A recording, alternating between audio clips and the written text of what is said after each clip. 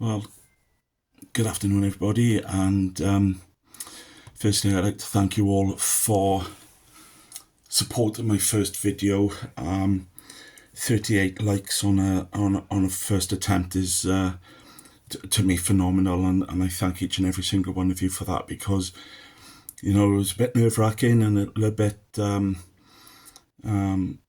courageous of me to do that, because I'm really put myself up there in the public domain now. And hey ho, it's done. I've broken the seal, and hopefully, as the videos go along, there'll be a lot more confidence and a lot more about me and about coaching and about development and about mindset, and so on. But to give a bit of background about where I'm coming from, as many of my close friends will know, that I am disabled. I've got a condition called small fibre neuropathy, which is horrendous. I wouldn't wish it on anyone. But some blessings in disguise there. I did get medically retired from the police, set up my own coaching company, and one term that I became very much aware of was imposter syndrome. And having had a long time to reflect on that and where it's come from, when I was in school, for all the teachers I had, two of them turned around and said to me, "You'll never amount to anything in life." One even said I won't get a job sweeping the roads. Not that there's anything wrong with that. What a relentless job to have. But folks, that stayed with me. That was in 1988, and that was halfway through my GCSEs. So that really done a lot to instill confidence, which was taken away like that. However, I went into the catering industry and I thrived, and I got to manager level of a department, and I left catering, started to work for the police, and my lack of confidence really showed for the first couple of years. But once I found my feet and I knew what I was doing, things were a lot better for me in there. I became a trainer. I worked in hate crime. It was brilliant. That's a brilliant role to have community engagement, to learn from homeless, different religions, different nationalities. Phenomenal job. But I've had some coaching over the years, and very recently I've been on the inner circle with Lewis Raymond Taylor, and it's taken me a while to pull my finger out. So that's down to me. That's not down to him, and hence I've started this YouTube channel off properly and doing a lot more that I need to do. And one thing coaching has helped me with, it's helped me sleep better. I've got more focus, which is difficult for me because of the amount of medication that I'm on. I feel empowered. So I have a lot of empowerment now. And I become a lot more driven, and I cope a lot better with certain things that I would take to heart usually, but now it's like, right, what can I learn from this? What can I discard? What can I develop from? And there's I'm going to flip back a little bit about those two teachers. Is that I am my own power, and those that doubt, they don't count. Under any circumstances do they count with me. I find that dismissive people, if they want to be dismissive, then I will dismiss them. They either support in a positive, and that means even if they question, in order that I can develop that little bit further, so be it. And that's absolutely fine, and that's what it's all about. That's what it is all about. But just to be that, oh, I wouldn't do that if I were you, and oh no, no, no, no. The people have got a problem for every solution. I think sometimes they need good coaching for whatever reason. They're going down that line and that route. And yeah, so when I coach people, I use a hybrid of models, and over the next few sessions of these videos, I'll go into some models of coaching, and I just use a hybrid of Grow and Stepper and whatever else is out there, like Clear. There's 2 Oscars, there's so much out there in relation to coaching and mentoring. And I think sometimes whatever happens to us in life, there needs to be more talking, there needs to be more support, more shoulders to cry on, more of these listening. And even if I perhaps wouldn't understand necessarily what's going on, I can still be that supportive mechanism for that individual, even if it means I've got to ask some very harsh and hard questions. Again, it's just out of development rather than out of being negative, to try and get my coachee, my client, to the best that they can be. And that would give me more joy for them to turn around and say, do you know, I came to you with a lot of doubt about my ability, but now I still have that doubt, but I can work with it and I can move on from it. We've set something in motion mentally. We've put some buffer zones in there, so if something doesn't come to fruition in the cold light of day, hey, we've given it a go, and perhaps it needs a bit more development. Doesn't mean to say that it's the be all and end all. And sometimes when we're on this bridge of life, and I said on the last video about going from A to B, and that gap between those 2 letters, it's a very uncomfortable bridge to be on. Are you in a rock? Are you in a hard place? Whatever. But we have to walk that bridge, and we don't have to walk it alone. The outcome, our feelings, belong to us as an individual, but we're not on our own in life. And I think that's really important. I think, having that sort of self-call to action to take that step forward is really important, because otherwise, if we have that mentality as a society of not walking that uncomfortable bridge, we'd still be living in caves. That's if we didn't get wiped out as a species. So, we need to walk this bridge of life. I'm very lucky because I'm now in university. I'm doing a double master's degree. I've got books on organisational behaviour, got books on ethics, and I've got books on thematic analysis. What's that like, So I don't have to go to university to be a coach. I'm doing it because I want to. And the reason I'm saying it to you is because if you want to do something and you've got that drive to go and do it, do it. Sometimes we got to throw caution to the wind, otherwise we just stay where we are. We won't develop, we won't take that next step. And can you imagine if like an expectant mother decides, just as labour kicks in, or I don't want the baby to come. Yeah, that process of labour is an uncomfortable bridge for that bundle of joy at the end. It's perhaps worth that sort of pressure that an individual go through just to get that bundle of joy smiling back at them. Amazing, isn't it? And hopefully, come October this year, time's flying, I will be start my doctorate. Can you imagine me, Dr. Daz? Something I want to go for. I've got that inner drive to do it. Do I have to do it to be a coach? No, I don't. Do I have to have a little bit of knowledge about what coaching is and about the ethics of it, and to help my client? I'd say so, yes, but it's not the be all and end all of coaching, because you'd be surprised how many of you actually coach your friends and family members. How many of you have got that friend that, I just don't feel very, and you come in straight with a question about something and makes them think, makes them develop. It's great.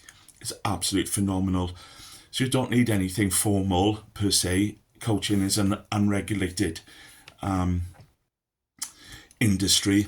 I am signed up with the Coaching Masters, love it, and there's a lot of training videos on there, and you can sign up to the courses on there. But I'm also a member of the European Mentoring and Coaching Council, and they've got their own set of ethics and regulations, and I adhere to them, which is important for me, and perhaps it gives a stamp of how I practice as a coach, and how I have developed as a person and as a coach. And I think that if you align yourself to an organisation like that, there's got to be a passion within you to want to help people, and that's something that I really, really want to do. There's a lot of people out there that need help, don't know where to go. Perhaps coaching isn't quite right for them. Perhaps they need other talking therapy to help them, whether that's counselling, psychotherapy, psychiatry, doesn't matter. Perhaps somebody's going to psychotherapy, but they don't need that. They need coaching. People don't know until they start dipping their toes in the water to find out how individuals can support them, how they can support themselves, put things into place for projects, so that if it doesn't quite hit the nail on the head, at least you've still got the tools there to be able to still carry on, perhaps at a slower pace of time than originally designed by your target setting. Yeah, coaching I think is brilliant. It really does help people. I say it's helped me. The drive that I've got within me is rather sedated, I must admit. Hand on heart, it is sedated. I am up to there on morphine, pregabalin, duloxetine, some other tablets I can't even pronounce, but I'm on them, and that's just so I can, put leggings on, my shorts on, my shoes on my feet, because otherwise I can't do it, because of the neuropathy. But I've never been one for medication. I really don't like taking tablets, but it's a needs must. It is that uncomfortable bridge that I am on that continual journey of life. So I've gone from A to B, I'm now from B to C. That gap, that bridge is still as uncomfortable as ever, but I am developing. I'm pushing forward. Next week, on the 9th of January, and for those of you that may watch this later on in the year, we're still in 2024 now, only just. I start back the positive mindset for the older generation that engage with Swansea. It's open to anybody, 18 or over. Children can come as long as they chaperoned, as far as I'm concerned anyway, but it is during school time. And one of my I don't know if you can hear my dog barking in the background there, he's a little rascal. He's a rascal. I love him to bits, but he's a rascal. And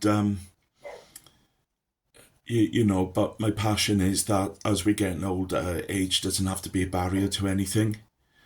If we meet our commitments head on, once we've met those commitments, we are the freest people on God's green earth, aren't we? We've paid our bills, what money's left over, it's ours, and so on and so forth. So it's really important that we understand that we have got commitments, family, work, health, mentality, our own sort of spiritual worldview, or however that is for you, so be it. But when my lecturers in university were talking, and we were talking about alignment between coach and coachee, and how the professional relationship, and it has got to be professional, develops. And I said, when I train some people up to be coaches, I brought up the topic of being perhaps not aligned to the worldview of your client.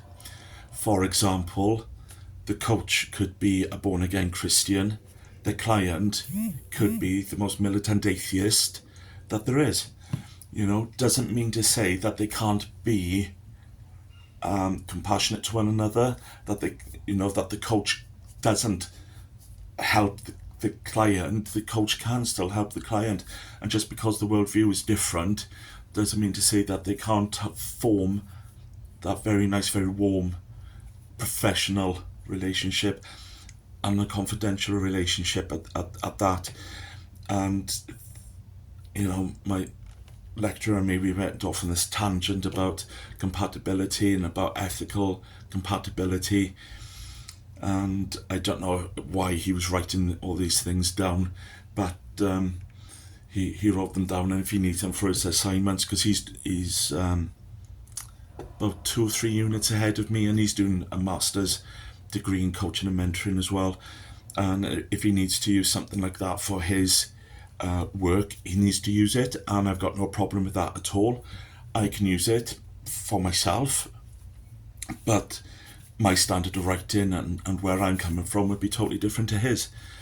And I think it's interesting when we get to know people and get to know where people come from and about their life. And more people I speak to, and the more I get to know people, and you realise, a lot of people have had a very harsh background, and regardless of what's happened, we deal with now, and we use what's happened in the past to be that realisation that it is in the past, and we are moving forward in time, and we don't have to hook on to that issue, whatever it was. We can survive it, we can move on from it, and we can become better people. But I think sometimes when we've had a harsh background and perhaps not some nice incidents that may have happened, that can mean that we become that beacon of light for those in need further down the line. And as harsh and as simplistic and as complicated as that sounds, at least we can have the empathy and the sympathy to help that individual, and we can become the stronger person. And obviously we are the better person because we're not the ones that inflicted that negativity. But the negativity is their responsibility, it's not ours. Our responsibility is how we move on from it. But anyway, it's coming up, crikey, I thought I was only going to talk for about 4 or 5 minutes, and coming up 19 minutes. So if you're still listening, thank you very much for listening and tuning in. Do appreciate it. If you want, please subscribe to my channel. The more the merrier. I not expecting you to listen to every single video that I put out, far from it, but if you do, you do, and you're more than welcome to leave comments. If you start leaving some questions for me, and then I can start using those questions then as a Q&A on these little video links that I'm putting up. As I say, these video links are raw. As I said, you could probably hear my dog barking in the background. I'm not in a studio. Will I ever be in a studio? Who knows? But for now, it's not a need for me to hire a studio and have a camera in front of me and all that. I'm at home and I'm comfortable at home, and I feel secure at home, so the nerves are not as intense. If anybody's got any questions, leave them in the comments down below. Please subscribe. Please tell all your friends about my channel, and hope to see you soon. Ciao for now.